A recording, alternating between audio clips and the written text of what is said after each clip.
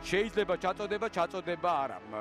ისე ჩაწოდება არ იყო, როგორც სურდათ ეს, რა თქმა უნდა, თვითონ გრძელდება. შეიძლება აქ უკვე დარტყმა და ხარიხას ხდება ბურთი. მე მგონი ეს იყო გოგობერიშვილი, რომელმაც ძალიან კარგად დაარტყა. კი, ეს ფეხბურთელი ნამდვილად ბადრი გოგობერიშვილია.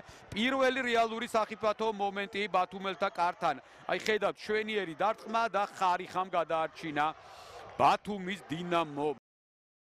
წულუკიძე თვითონ შეიძლება ნახოთ რა გაწყვეტილებას ვიღებს, დაარტყა შორი მანძილიდან და მეკარე თამაშობს კარგად. აი ესეც კიდევ ერთი საინტერესო ეპიზოდი. ლუკა კუტალაძე კარგი იყო ამ ეპიზოდში.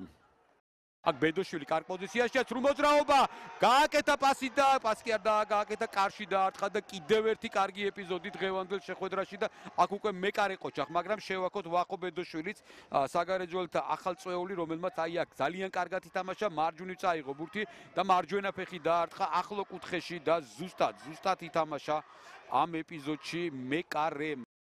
მარჯვენა ფრთიდან შეტევა, ნახოთ რა იქნება, კარგად შეიძლება გამოვიდეს, მაგრამ არის ბურთი დაარტყა და გადარჩა აქ უკვე გარეჯი აშკარა გოლს.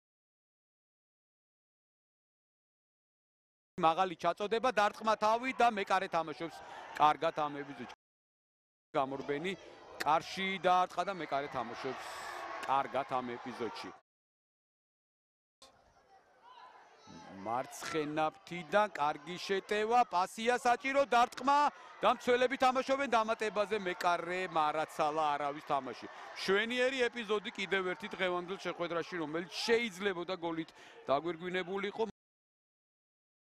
ჩაწოდება მანდრიჩენკოს დარტყმა და მეკარე თამაშობს ძალიან კარგად. ლუკა კუტალაძემ გადაარჩინა გარეჯი გაშვებულ გოლს. აქ ძალიან კარგად ჩანდა მანდრიჩენკო, იმზადებოდა დიდხანს იქ კარგი პოზიცია ჰქონდა მას, დაარტყა კიდევაც